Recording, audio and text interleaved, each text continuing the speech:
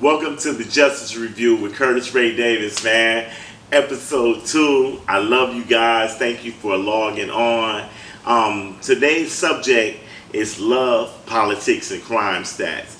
The podcast is really put together to make sure people understand what's really going on in the criminal justice system, what's really going on in marginalized society, what's really going on when people are homeless, economically challenged, unemployed, and fighting against a system that seems like it was designed specifically to destroy us, right?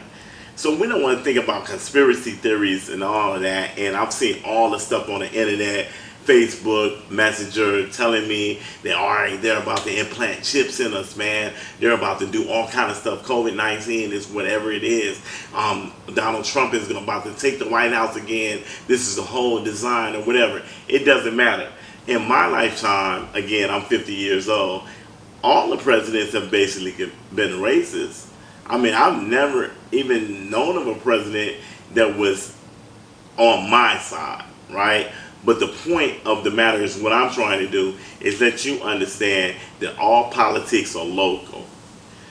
Worry about who affects your own situation.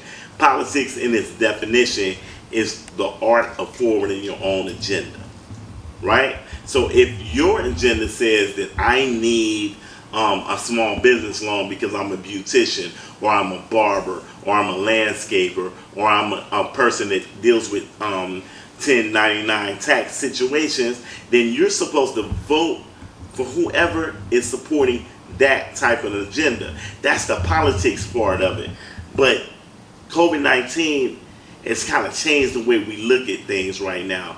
A pandemic that has shut down all the economic, commerce, enterprise of your situation. Now, I personally know dudes that get out no matter what.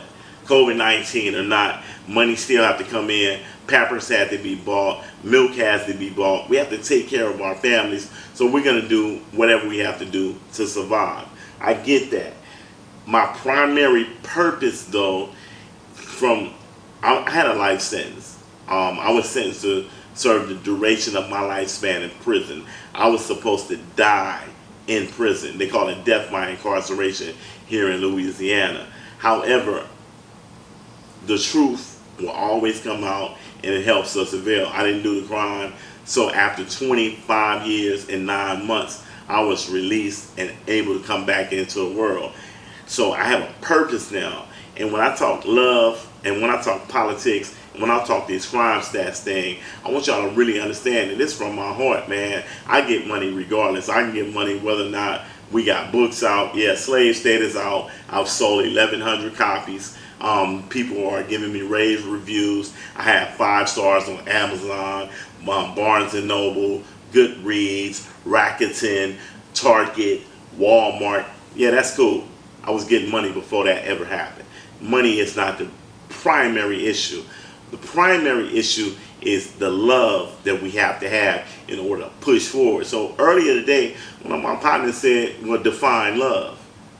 And I said, well, love can be a noun and love can be a verb. You can tell like your girl say, man, I love you, right? That's not the same thing as saying, boo, I'm in love with you, right? And if you get it like that, it's going to make you tingle a different kind of way, because love is the ultimate power in the universe. It's the thing that made God even create the world in the first place. This is out of love, right? Some people say God is love and love is God. Those are the equilibrium parallels that we can really understand life through. So we operate out of love, and it's only out of love that I'm going to get on this podcast, come out to millions of people, and expose my real self. COVID-19 is affecting people that I love. I stayed in Angola, an 18,000 acre penitentiary in southern Louisiana that's named after the slaves that came from southern Africa that were sold in Congo Square in New Orleans, Louisiana. And I'm like, man, y'all talking about COVID-19 with, did my dog catch the virus? Or whether or not zoo animals caught the virus. What about human beings? Well, I don't care what you think about what a person might do. Your worst act still doesn't make you less than a human being, right? While I was in prison, I studied a million law cases. No, literally, probably about 5,000 law cases. Be honest with y'all. But what really hit me, I was around 23 years old when I read the Dred Scott case, and they said that black people were only 3/5 of a human being. Man, so y'all was mean to us, you lynched us, you messed over us because you didn't believe that we were fully human. Just imagine if I took a kitten right now, a 1-week-old kitten, and slammed it on the ground. You would probably need psychological help, you would need therapy, you would have to go to the doctor or whatever. But why you can't feel like that about human beings? About your brother, your cousin, your sister, your friend, because we have over 2.5 million people incarcerated in the United States, all across the United States. Right now, you have more people incarcerated than were in slavery in 1850. This is true. This is not rhetoric. Google it. And I came home 3 years ago. We used to have to read books. And I said, man, everybody can just Google anything that they want to learn right now. And I said, man, you got a lot of dumb people in the world with smartphones. Right? So I think that we need to kind of catch up, though. Come back to the old school a little bit. COVID-19 is at least giving you the opportunity to sit home, do introspection, pray to your God, or if you don't believe in a God, meditate. Think about the situation and what is the purpose for us being able to stop the world for at least 3 months, right? I'm concerned about my brothers. They can't social distance in Angola. The dormitories have 90 people in them. They have 4 urinals. They have 3 wash bins, and they have 6 shower heads. And everybody is bunked on top of each other. You can reach right to the next guy. So what about these guys? Have they been sentenced to death?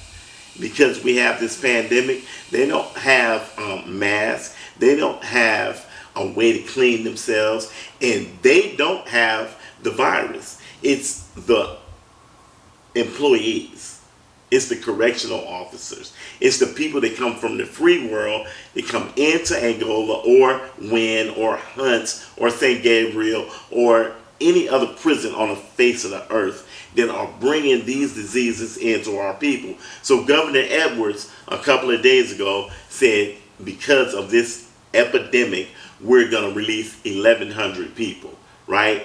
But the reason, the people that he's interested in releasing and the way that he's interested in releasing them is inadequate for the real purpose of justice. If he wants to present justice, he had our vote. The black community voted for Governor John Bel Edwards in historic fashion, right? He wouldn't be in office had it not been for us. He owes us. The black community is disproportionately affected by these situations like criminal justice, right? We go to jail, we get 50 years for the same crime that a Caucasian person would go to jail, same age, and would get probation. This is true. This is true. Study your statistics. Remember, our show is love, politics, and crime stats. So I got to give it to you at the same time because I love my people, right? But this is the political situation. You know, everything, of course, forwarding your own agenda. But the crime stat say that Louisiana leads the entire world in incarceration per capita of its citizens, that even though African Americans only make up 30% of this population, and male adult African Americans only make up 6% of Louisiana's 4 million people, we make up 87% of Louisiana's Department of Corrections. That can't happen by happenstance.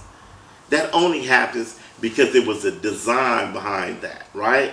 And that design is dangerous for us. So out of love, I now have to come on a podcast called the Justice Review, and because we're going to review what's really been going on and to understand what we're doing. I want y'all, before I leave, and we're going to go in conclusion right now, to understand that this has never happened in the history of the world. The capitalist economic system in America is not designed to not have tax dollars coming in. Louisiana operates from a $30 billion budget, right? We've been stricken with this virus, which has taken approximately 30% of that budget. Constitutionally, we cannot operate in a deficit. It is mandated that Louisiana have a balanced budget. So around September, y'all gonna realize that 1,100 people that John B. Edwards saw about letting go, that ain't nothing. We're talking about letting go about 10,000 people. So wherever you're at, you need to think about how we're going to accept these people back to our community. We need transitional housing. We need work help. We need educational opportunities, or your crime rates are going to score and America is not going to be what it is. Remember, the Justice Report with Curtis Ray Davis II. I love you. Thank you for coming on. And get the books, Slave State, Amazon, Barnes and Nobles, Rakuten, Walmart, Target, wherever you can find a book at, it's there. Or you can go on my website, mindfieldpublishing.com, and show our brothers some love. Peace.